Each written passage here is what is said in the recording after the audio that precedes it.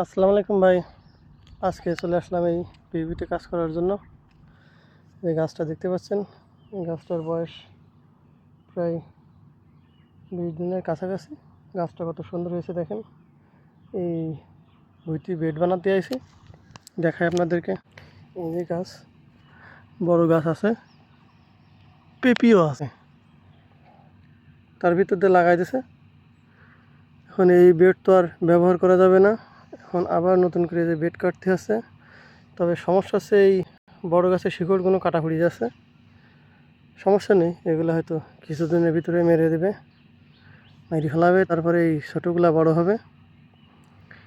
এই সাইডে কাটা শেষ, এখন এই সাইডে বাকি আছে। এই যে দেখেন গাছগুলা সাইজ দেখেন কত সুন্দর হয়েছে। তবে আকাশে মেঘ প্রচুর, বৃষ্টি হওয়ার সম্ভাবনা আছে। বৃষ্টি হলে পানি বাইতে থাকলে গাছ মরে যাবে, চারা গাছ। যার জন্য আর কি সুন্দর করে লাইন করে দেওয়া দরকার, দিচ্ছিও তাই। এই যে কোদাল দিয়ে দিচ্ছি।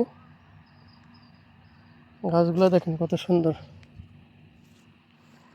দূরে যে ঘরটা দেখতে পাচ্ছেন, ওই ঘরের ভিতরে গাছ মানে চারা গাছ চাক মারি থুই দেওয়া রয়েছে সুন্দর করে ঢেকে, যাতে বৃষ্টি আসলে নষ্ট না হয়।